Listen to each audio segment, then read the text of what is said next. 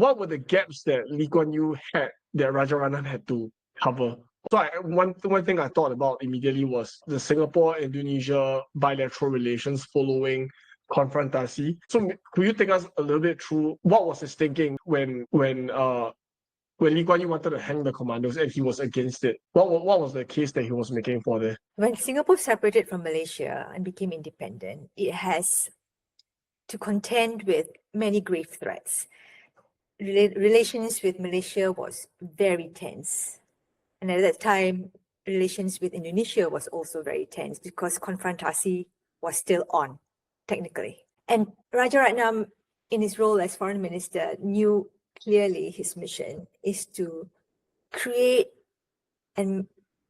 conditions where Singapore could survive by managing relations so that there will not be conflict, so that there will be peace, hopefully peace, enough for Singapore to have space to pursue its policies that can succeed.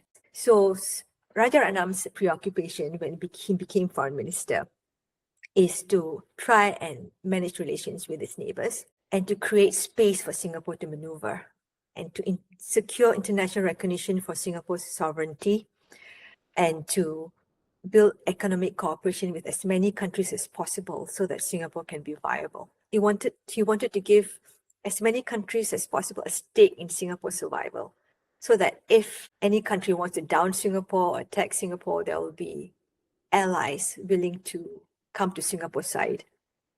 So that was Rajaratnam's thinking. Mr. Lee Kuan Yew was very suspicious of Indonesia and Malaysia. And his approach was not to place any hopes on either of them and to leapfrog them and to build relations with the developed world. But Rajaratnam understood that and also agreed with that, but he also was a statesman. He wanted to mend fences and manage relations with his neighbors. Mr. Lee Kuan Yew never visited Malaysia or Indonesia in the first few years of Singapore's independence, but Rajaratnam made it a point to visit Indonesia as soon as he could to get a measure, especially of the new Suharto regime, which came into power in '66. So Mr. Rajaratnam saw a window to reset relations with Indonesia, as opposed to Sukarno days, where Sukarno was openly hostile.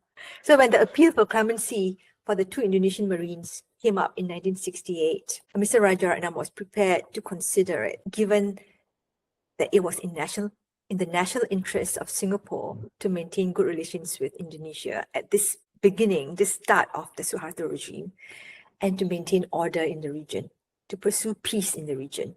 Because he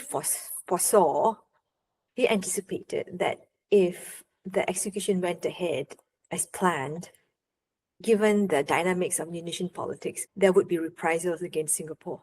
So he wrote a cabinet memo to try and convince his colleagues to review the decision to hang the 2 Indonesian Marines, because this was a legacy of confrontation.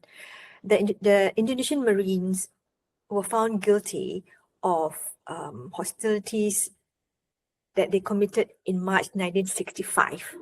This was when Singapore was part of Malaysia.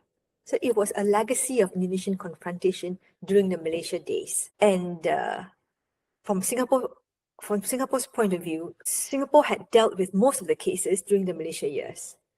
And the cases that were dealt with had to do with Indonesian hostilities which did not involve death. So there were provocative actions mounted in Singapore, but nobody died. So therefore, they could be released or their sentences could be commuted.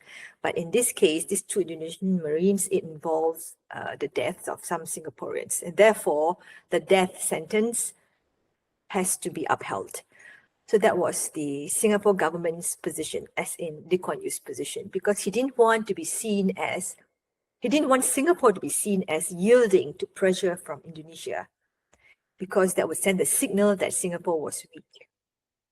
But Rajaratnam understood where Mr. Lee Kuan Yew was coming from, but didn't see it as necessarily showing that Singapore was weak. But he was overruled by the cabinet consensus, and therefore Mr. Rajaratnam had to tell his counterpart, Mr. Adam Malik, that the death sentence had to be upheld for the reasons cited, that it was carried out all the way to the Privy Council in the UK and the sentence was upheld, that the two had committed murder and therefore justice, the law must take its course, and previous cases which did not involve death, Singapore had already acceded to the appeals for clemency.